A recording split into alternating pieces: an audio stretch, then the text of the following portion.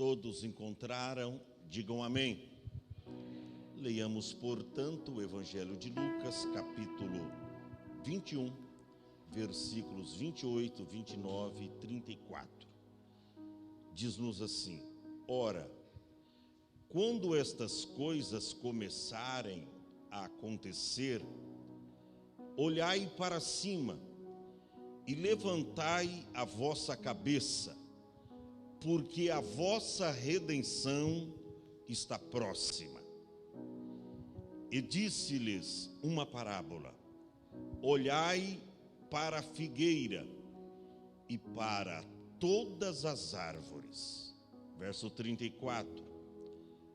E olhai por vós, para que não aconteça que o vosso coração se carregue de glutonaria, de embriaguez e dos cuidados da vida, e venha sobre vós de improviso aquele dia. Diga amém. Toma o seu assento em nome de Jesus. Eu quero nesta noite falar sobre o seguinte tema: a eminente volta de Jesus. Repita assim após mim: a eminente volta de Jesus. E segundo a leitura aqui, você já percebe que essa eminente volta de Cristo será de improviso.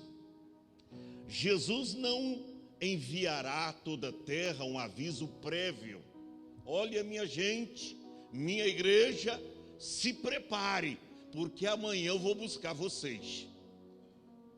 Ele não dá um aviso e a gente já está sobre aviso de que ele a qualquer momento virá nos buscar. Mas para quê? A Bíblia diz que ele virá nos buscar para nos tirar desse mundo e introduzir a sua igreja no seu reino milenar. Primeiro, é para reinar com ele durante 1000 anos sobre a terra. E depois, finalmente, na Nova Jerusalém.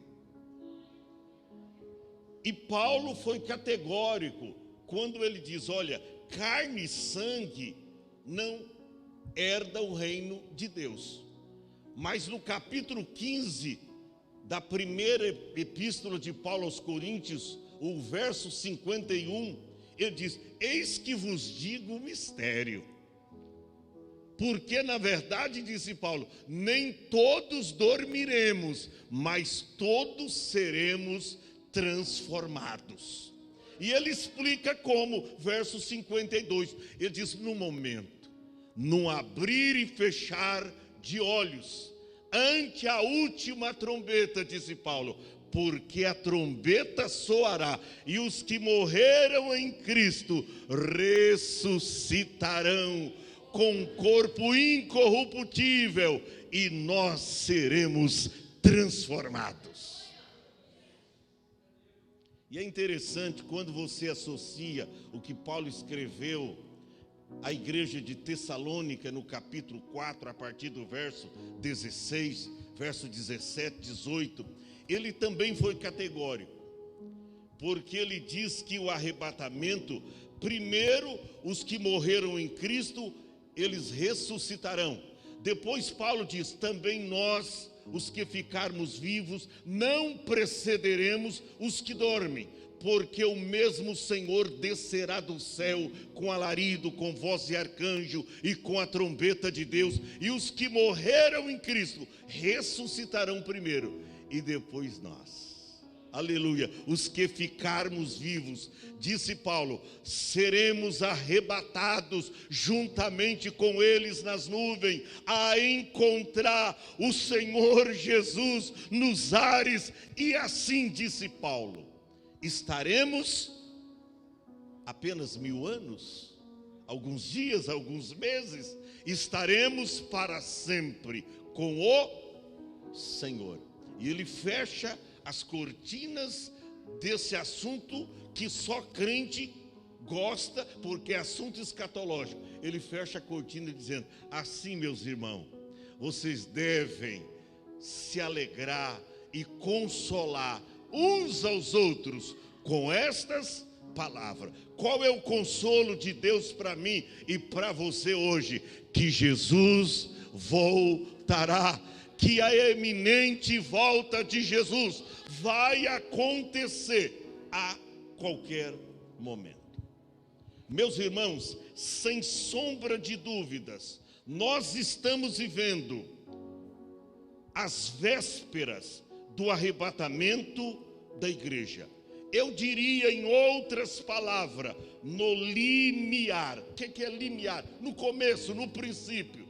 No limiar do grande dia do traslado da igreja e da segunda volta de Jesus a este mundo. E sabe que esse tema, esse assunto da eminente volta de Jesus, irmão, é o assunto mais principal da atualidade. É muito mais principal do que as bolsas de valores, a queda do dólar ou o dólar subindo. É mais importante do que os assuntos de guerra lá em Israel. É mais importante do que você ter uma casa nova, um emprego bom. Porque as pessoas hoje estão correndo para a igreja para buscar uma revelação da casa nova, uma revelação do carro novo. Mas ninguém está correndo para a igreja para buscar a revelação da palavra. A palavra que nos mostra, que nos esclarece que Jesus está voltando. Isso ninguém está correndo atrás da revelação da palavra. Senhor, me mostra, falta muito tempo. O que eu tenho que fazer? Tenho que orar mais, tenho que me santificar mais. Escute bem isso. Para cada verso sobre a primeira vinda, existem 8 sobre a segunda. Escute bem isso: 1845 vezes no Antigo Testamento e 318 vezes no Novo Testamento, falando da vinda de Jesus, do arrebatamento da igreja que vai acontecer a qualquer momento. É interessante que foi feita uma pesquisa nos Estados Unidos, entre os americanos, se eles acreditavam na eminente volta de Jesus. Tiveram uma surpresa, porque 62% dos americanos, eles afirmaram nessa pesquisa que eles acreditam que Jesus voltará. E 29% deles acreditam estar preparado para esse dia. 29%, 30% praticamente. E eu pergunto: será que você está preparado para o momento súbito do arrebatamento da igreja? Será que você está preparado para a eminente volta de Jesus? Eu li um texto aqui que me deixa maravilhado, porque Jesus, nesse texto, ele deixa para mim e para você, ou ele deixa para a sua igreja, 3 alertas acerca da sua vinda. Quantas alertas? 3 avisos, 3 alertas da sua vinda. E a primeira você vai ver no versículo 28. Está escrito assim: ora, quando estas coisas começarem a acontecer. Primeiro, deixa eu abrir aqui um parênteses. Quais são estas coisas? Ora, quando estas coisas começarem a acontecer. As que estão no contexto, quando você vê no capítulo 21, Jesus, ele começa a falar aqui de guerras, de rumores de guerra. Ele fala no verso 8: vede que ninguém vos engane, porque virão muitos em meu nome, verso 8, dizendo eu sou o Cristo, tá? Vão enganar muitos, o tempo está próximo, cuidado, vede para que você não seja enganado. Verso 9, ele diz, ouvireis de guerra, tá? E sedições, vocês não devem assustar, porque é necessário que todas estas coisas aconteçam e logo virá o fim. Já em Mateus capítulo 24, ele fala que é o princípio das dores, é o começo. Mas o princípio das dores, você vê que a mulher, quando está grávida e perto de ter e de dar à luz ao filho, ela primeiro começa a sentir as dores das contrações ou contração. Começa e vai aumentando até ela dar luz. E já começou o tempo do princípio das dores. Já começou. A igreja é a noiva de Cristo. Jesus é o noivo celestial. Ambos almejam esse encontro que está para acontecer logo, porque nas bodas do Cordeiro haverá então o casamento oficial da igreja com o noivo celestial, que é Jesus. Ambos almejam o encontro. Por isso que está escrito no Apocalipse: quem ouve, diga, vem. E quem está ouvindo, vem. O Espírito está dizendo, vem. E ambos almejam esse encontro. E aqui nós encontramos que Jesus deixa a gente de sobreaviso. Acautelai. Ora, quando estas coisas começarem a acontecer, aí começa a falar dos terremotos. Verso 11, haverá em vários lugares grandes terremotos. O que aconteceu agora no Afeganistão? O dia da guerra, que começou a guerra, sábado passado, um terremoto lá, parece 8 na escala Richter, que matou só no dia quase 3.000 pessoas. E aonde essas pessoas moravam? As casas desapareceram. Afeganistão. Sábado passado, pode dar um Google aí, você vai ver. Eles quase não estão falando sobre isso, porque todo mundo está de olho na guerra. Mas tem outros sinais se cumprindo acerca da iminente volta de Jesus. E às vezes eu vejo as pessoas falando de guerra e tal, e aquela coisa, eu estou com medo. Mas eu não vejo ninguém correndo aos pés de Cristo, dizendo, Senhor, me perdoa, porque o Senhor pode vir a qualquer momento, e eu sou um mísero pecador, eu sou um desviado, eu preciso me converter, porque eu estou na igreja há muito tempo, mas ainda não me converti, não me sinto preparado para subir. Sabe que tudo isso que nós estamos vendo, guerra, terremotos, fome, pestilência, como aconteceu a Covid, isso teria que nos levar aos pés de Cristo, trazer mais temor e tremor nos nossos corações. Mas tem gente que não está nem aí, rapaz. A guerra está acontecendo lá fora, mas não é no Brasil, estou nem aí. Eu não estou nem aí. Cristãos vivendo uma vida a seu próprio bel prazer, como se fosse. Jesus não vai voltar coisa nenhuma. Estou cansado de ouvir falar. Tem crente. Eu lembro de um irmão que chegou para mim, pastor, será que Jesus vai voltar mesmo? Mas por que o irmão tem dúvida? Pastor, estou cansado de ouvir isso na igreja, que Jesus vai voltar, mas até hoje ele não veio.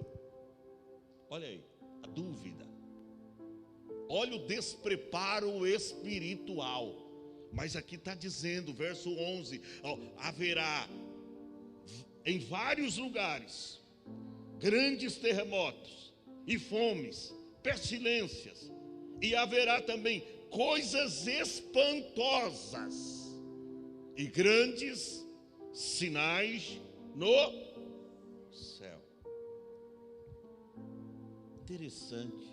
Tudo isso o contexto do verso 28. Quando essas coisas começarem a acontecer.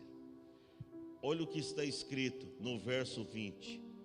Mas, quando virdes Jerusalém cercada de exército, e eu pergunto, como é que está Jerusalém hoje? Você já deu um Google? Já ouviu uma reportagem? Como é que está Jerusalém hoje? Cercada de exércitos. Quando virdes Jerusalém cercada de exércitos, sabei então que é chegada a sua desolução, ou desolação, melhor dizendo, chegada a sua desolação. Gente, Jerusalém está cercada por exército. Até os jovens foram convocados, 300 mil jovens, soldados jovens, foram convocados para a batalha, para o grande exército de Israel.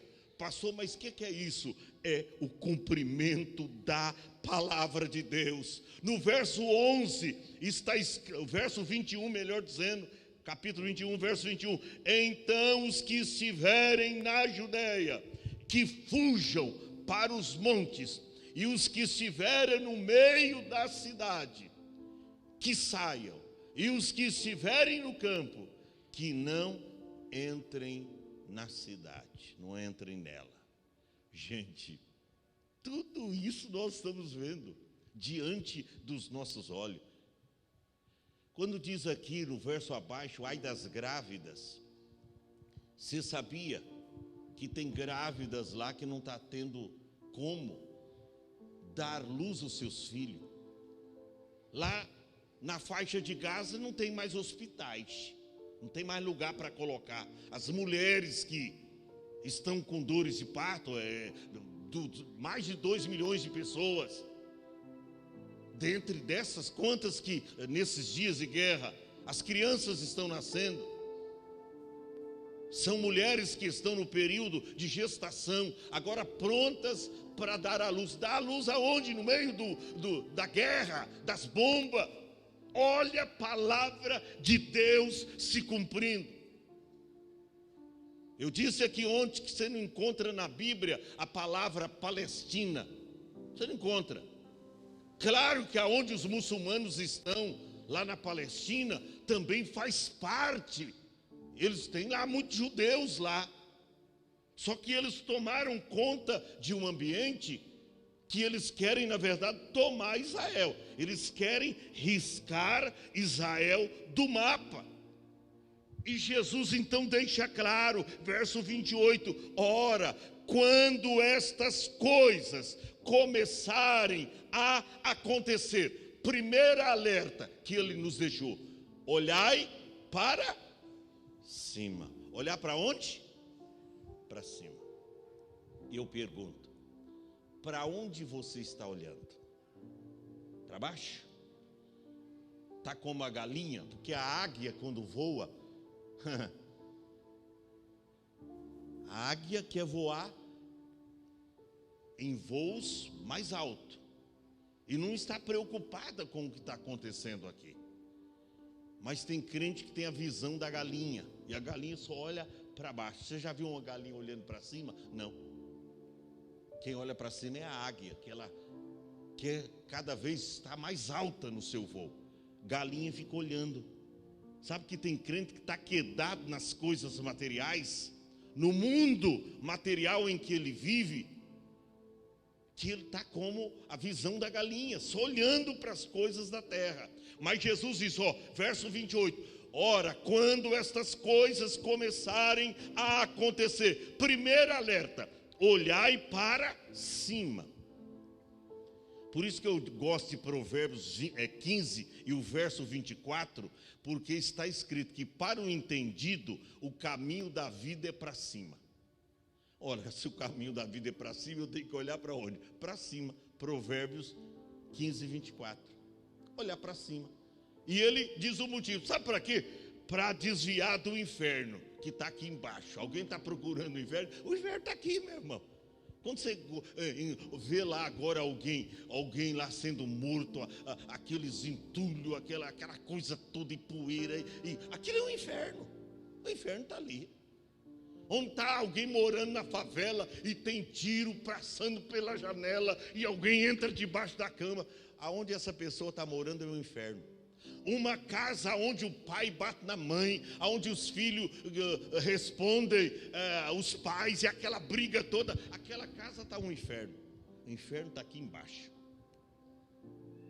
Para o entendido, o caminho da vida é para onde? Para cima, é no aclive. Mas para desviar do inferno, que está em baixo. Agora interessante, Jesus disse, quando essas coisas começarem a acontecer, olhai para cima e levantai as vossas cabeças. Interessante que quando os discípulos ouviram essa palavra, logo Jesus ele passou pelo Calvário, foi morto, ressuscitou, e os discípulos receberam o aviso de Jesus, que não era para se ausentar de Jerusalém. Eles voltam para Jerusalém e vão lá para o cenáculo orar. Todavia, antes deles entrarem no cenáculo, a Bíblia diz que Jesus ficou com eles ali, aparecendo aos discípulos, às mulheres, por espaço de 40 dias. Mas na ascensão de Jesus aos céus, a Bíblia diz que quando Jesus ele foi assunto aos céus, a Bíblia diz que ele foi subindo e os discípulos estavam vendo. E você vê no capítulo 1 de Atos dos Apóstolos, que a Bíblia diz assim, e estando eles olhando com os olhos fitos ao céu, está lá, enquanto ele subia, 2 varões de vestes brancas se aproximaram dos discípulos e disse, varões galileus, por que vocês estão olhando para cima? Por que vocês estão olhando para cima? Eu acredito que se fosse dar tempo para eles dar uma resposta, mas ele diz que é para a gente olhar para cima e levantar a nossa cabeça. A gente está olhando para cima porque ele nos mandou olhar para cima. E aí não há tempo de uma resposta. Pergunta os 2 anjos, mas já vem com uma palavra. Varões galileus, por que estáis olhando para cima? Por que estáis olhando para o céu? E aí vem a palavra, esse Jesus que dentre vós foi recebido em cima no céu, ele há de vir assim como para o céu. Ouviste? Eu acredito que os discípulos falaram, o quê? Lá atrás ele falou que a gente tem que olhar para cima. E agora os anjos estão confirmando isso, que é de lá que ele vai vir. Agora que a gente não vai parar de olhar para cima. Agora que nós vamos ficar olhando para cima. Irmão, olhe para cima. Deixa as coisas que estão acontecendo aqui embaixo. A igreja precisa ser despertada em pleno século 21 para olhar para cima. Olhar para cima significa olhar para Deus, olhar para a eminente volta de Cristo que está para acontecer a qualquer momento. Esta foi a ordem de Cristo. Quando estas coisas começarem a acontecer, olhai para cima e levantai as vossas cabeças. E ele diz o porquê depois da vírgula. Por quê? a vossa redenção está o quê?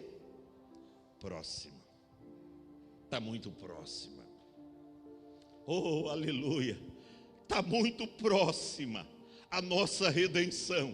Já não está tendo mais espaço para a igreja aqui na terra. Não tem mais lugar para a igreja. É todo o lado que você olha, é pecado na política, é roubo, é desvio de dinheiro, é pornografia, é coisa errada. Irmão, já não tem mais lugar para a igreja. A igreja vai subir.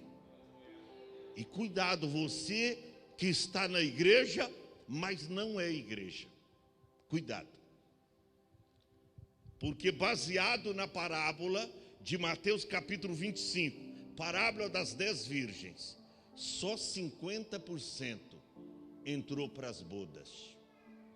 Ou seja, pegando aquela parábola, 50% da igreja está pronto para subir, mas 50% da igreja não está.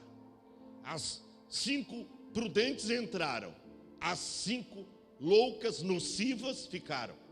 Jesus diz: estando 2 no moinho, será levada uma e deixada a outra. 50%. Está 2 trabalhando lá no campo, é levado um e deixado o outro. 50%. Se eu fosse você, sairia daqui hoje impactado com esta palavra, não aceitando jamais a poeira do pecado sobre a tua vida, mas dizendo: ora vem Senhor Jesus.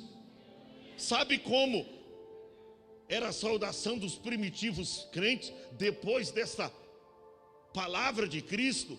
Eles não cumprimentavam os irmãos como a gente cumprimenta, com a paz do Senhor, graça e paz aos irmãos. Depois dessa palavra, dessa ordem, olhar para cima, é de lá que vai vir o Cristo que vocês estão vendo subir. Eles terminavam abraçando os irmãos no culto e dizendo: irmão, Maranata, Maranata, ora vem Senhor Jesus, Maranata, Maranata, ora vem Senhor Jesus. Primeiro alerta de Cristo, qual é? Olhai para cima. A segunda, verso 29. Primeira, olhai para cima. Segunda, olhai para a figueira. Ele conta uma parábola, e na parábola ele deixa a segunda alerta: olhai para a figueira. Olha para cá, você que não entende de escatologia bíblica. Quando você lê na Bíblia figueira, videira, oliveira, está se referindo a Israel. Quando você lê na Bíblia oliveira, videira, figueira, está se referindo a Israel. Quando Jesus disse: olhai para a figueira, em outras palavras, Jesus estava dizendo: olhai para Israel. Porque a figueira começou a brotar em 1948. Aí está mandando olhar para Israel: olhai para a figueira. E depois manda olhar, eu vou já falar, para todas as árvores, que quer dizer as demais nações da terra. Olhai para a figueira. Sabe por que olhar para a figueira? Porque Israel é o relógio escatológico de Deus. Israel é o relógio escatológico de Deus. Quer saber o tempo da vinda de Cristo? Olha para Israel. E eu pergunto: o que está acontecendo agora em Israel? Cumprimento da palavra de Deus, conforme o verso 20. Jerusalém cercada de exércitos. Gente, eu falei aqui ontem, Zacarias, a profecia de Zacarias 14, o verso de número 2, se relacionando a Jerusalém. Chegou já o princípio das dores, o evangelho, porque o último sinal que antecede a vinda de Cristo é o evangelho sendo pregado em todo o mundo. Jesus diz: e esse evangelho será pregado em todas as gente, nos 4 cantos do mundo, em testemunho de todas as gente, e então virá o fim. palavra está se cumprindo. Primeiro alerta que ele nos deixou: olhai para cima. E a segunda alerta: olhai para Israel, olhai para a figueira. Mas ele diz: e para todas as nações. Aí quando você olha as nações, você vê, Israel está em guerra uma semana, praticamente, 8 dias. Mas a Rússia contra a Ucrânia já faz quase um ano. E ninguém fala nada. Parece que gente, foi um massacre o que a Rússia, e o outro querendo dar partido lá. Israel deveria, ceder um pouquinho, tal, sentar para conversar. E o cara está lá na guerra, matando, querendo pegar os pedaços mais apetitosos da Ucrânia, onde rende mais dinheiro. O cara quer pegar e está querendo dar palpite. É todo mundo agora querendo dar palpite para Israel. É todo mundo pensando que o ministro Benjamin, irmão, aquele homem está sendo usado por Deus. Ninguém vai destruir Israel, não. Porque Israel, quando a gente fala, eu sou a menina dos olhos de Deus, você, na verdade, essa declaração que Deus disse é para Israel. Israel como menina dos olhos de Deus. Tocou Israel, está tocando na menina dos olhos de Deus. O negócio é muito sério. Então, primeiro alerta: olhai para cima. Quero ouvir a igreja. Qual foi a primeira alerta? Olhai para cima. A segunda, olhar para figueira, que significa olhar para Israel. Eu tenho que terminar, eu tenho muita coisa anotada aqui. Passou, e a terceira? Olhar para mim. Você olhar para você mesmo. Verso de número 34. Olhai por vós. A primeira alerta de Cristo que ele deixou para a sua igreja: olhai para cima. Segunda alerta: olhai para a figueira, ou seja, olhai para Israel. A terceira alerta: olhai por vós mesmo. Olhai por vós. Mas por que ele deixou esta? E com muitas recomendações aqui, e eu vou ler para você. Ele diz, verso 34: olhai por vós, para que não aconteça. Essa é contundente. Ele diz, sabe por quê? Vocês têm que olhar para vocês mesmos. Sabe por que Jesus deixou essa recomendação? Porque tem crente, irmão, que ele se tornou por conta própria. Por conta própria. Ele não foi credenciado para isso. Mas por conta própria, ele se tornou colecionador de defeitos da vida alheia. Que isso, pastor? É verdade.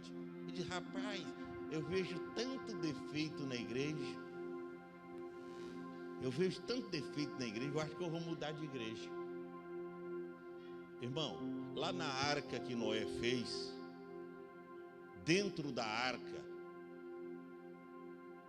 tinha cheiro de estrume de animais, de cocô. Tinha cheiro de xixi, sim ou não? Mas todos que estavam dentro da arca estavam salvos. Tinha cheiro de odor, coisas, cheiro de animais. Animais não tomavam banho, não, ali. Até as pessoas não tomavam, os 8 que estavam ali. Tinha cheiro de coisas fedorentas. Mas quem estava na arca estava salvo. Lá fora, não tinha isso. Mas todos que estavam do lado de fora da arca pereceram sobre as águas do dilúvio. Na igreja tem problema sim. Na igreja tem crente que usa carapuça, que não é crente direito, tem. Na igreja tem fofoqueiro, tem. Mas na igreja tem salvos que está se preparando para subir no dia do traslado. Então pare de ficar olhando para as pessoas. Aí eu vou mudar de igreja, porque aqui eu só vejo defeito. Também eu vejo defeito em você. Eu vejo defeito na sua família. Ou será que a sua família não tem defeito? É uma família perfeita? é uma família sem problema, mas só porque tem problema na sua família, você vai mudar de família? Será que você não tem problema lá no seu trabalho? Tem muitos problemas, mas só porque tem problema no seu trabalho, você vai pedir as contas? Vai tentar um novo emprego? Vai que você vai perder. Lá no seu bairro, será que não tem alguns vizinhos lá meio? Eu tenho. Os caras 6 da manhã ligam uma vitrola lá, presbítero Alcide. Um barulho. E com aquelas músicas da Eguinha, sabe? Mata a gente. Aquilo mata, irmão. É Eguinha. Se fosse uma moda lá, uma coisa de Roberto Carlos,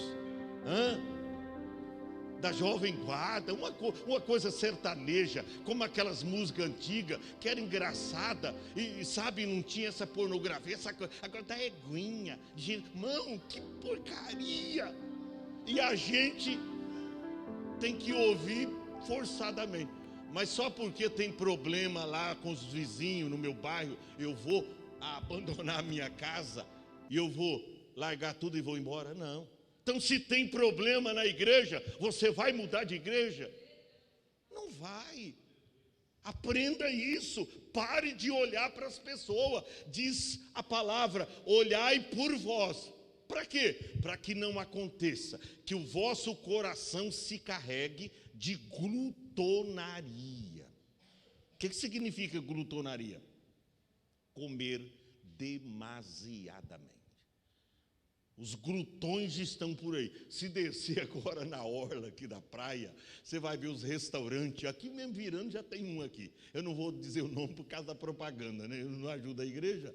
Irmão, sabe, tem umas motos lá que é 11 horas, 11h30. Passa em frente de casa buzinando, os vizinhos tudo pedindo pizza, pedindo comida, 11 horas da noite. Irmão, nós estamos na geração que mais come, a geração consumista. Olha, se você for daqui em Santos agora, você vai ver esses restaurantes, essas pizzarias lotadas, glutonaria. E sabe que tem crente, irmão, que está comendo tanto que está trocando de peso toda hora, irmão. Come um pouco menos, irmão. Vive um pouco mais no espírito. Sabe, tem gente que está preocupado com comida. Sabe que tem gente que não contribui na igreja. Eu não posso ser contribuinte porque não sobra. Mas não sobra, você está comendo tudo, meu irmão. Está comendo demais. Se comesse a metade, estava bom. Tem uns fininhos aí que está toda... Opa, eu sou dizimista. Mas olha aqui, como é que Deus está me deixando. É isso aí, meu irmão. Glutonaria. Mas só glutonaria, embriaguez. Ou seja, bebedice, beber até ficar embriagado. E a Bíblia tem uma recomendação: não embriagueis com vinho, em que há contenda, mas enchei-vos do Espírito. Essa é a recomendação da Bíblia: embriaguez. E dos cuidados da vida. Pastor, sabe por que eu não estou vindo na igreja? Porque eu não tenho tempo, é tanta coisa. Eu estou com 3 trabalhos. Esse dia eu falei com ele, pastor, eu estou com 3 trabalhos. Eu tenho a minha aposentadoria, estou trabalhando num serviço, se eu falar alguém vai descobrir, e eu estou fazendo uns biquinhos. 3 trabalhos. Irmão, não precisa disso. Você se tornar escravo do materialismo, não precisa.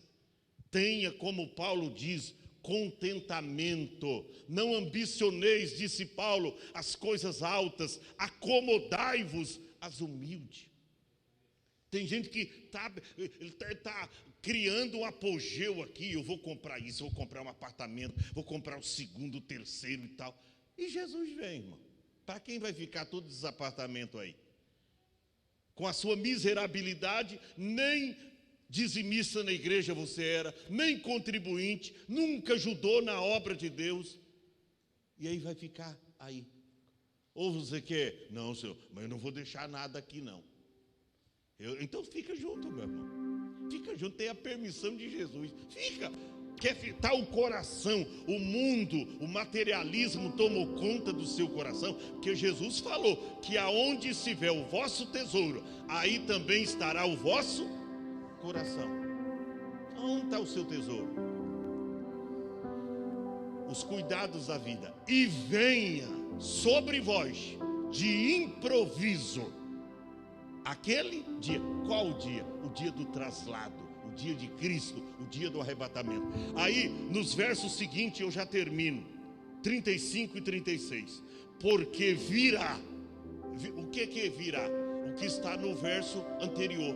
Porque virá como laço.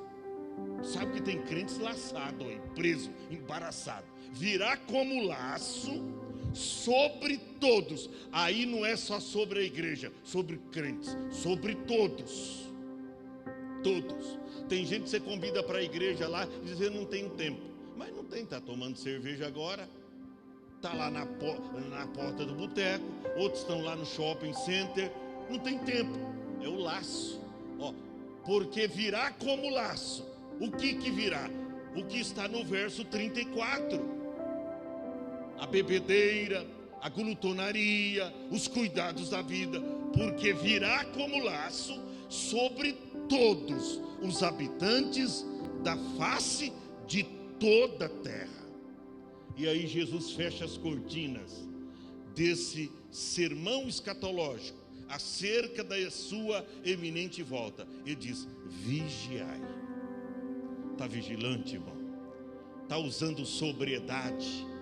Vigiai, pois, algumas horas por dia, alguns dias por semana. Não, em todo tempo. Vigiai, pois, em todo tempo. E só vigiando, orando. Por isso que Jesus falou lá em Mateus: orai e vigiai, para que não entreis em tentação. Por que, Jesus? Porque o espírito está pronto, mas a carne é fadada ao fracasso. A carne é fraca. Orando para que sejais ávidos por dignos de evitar. Você vê, você tem que vigiar e você tem que orar para você conseguir evitar. Evitar todas estas coisas que hão de acontecer. E o principal, e estar caído, prostrado, assentado, e estar o quê? Em pé, diante do Filho do Homem.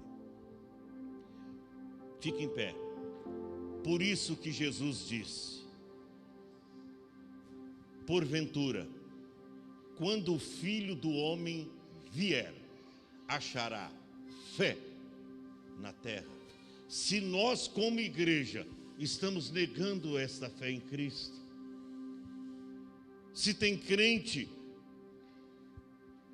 como o crente Raimundo, um pé na igreja, outro no mundo. E eu disse aqui que o diabo está usando uma estratégia bem sábia. A Bíblia diz que os filhos das trevas é mais prudente do que da luz. Diz: não, eu não quero tirar a gente da igreja para desviar ele lá fora, porque ele conhece a palavra, ele volta, uma hora ou outra ele volta. O diabo diz: não, eu quero manter crentes desviados dentro da igreja, achando que está tudo bem. Eu vou colocar no coração deles que vindo uma vez por mês está bom, vindo andando assim no banho-maria espiritual, está tudo bem. O diabo está enganando muitos cristãos na igreja. Eu quero estar preparado, irmãos, para o momento. Eu estava falando com a Ruth e disse: o que vale para nós casas? O que vale as coisas dessa vida para nós? Quando vem a enfermidade, quando a enfermidade vem na nossa porta, nós não temos como resolver o problema. A morte chega subitamente, a gente não tem como fazer nada. E eu pergunto para você: aonde está o teu coração? Com temor e tremor, eu quero terminar esse culto com todos nós aqui na frente orando. Eu não sei o louvor que eles prepararam para cantar, mas saia do teu lugar, todos. Abre a câmera, puxa para trás, irmão. Venha toda a igreja aqui à frente. Venha. Você que precisa de mais preparo espiritual. Nós vamos cantar um louvor para Deus. A palavra de Deus diz: primeiro alerta, olhai para cima, olhai para cima. Segundo alerta, olhai para a figueira, que significa olhar para Israel. E a terceira, olhai por... Sai do teu lugar, pode vir mais para dar espaço.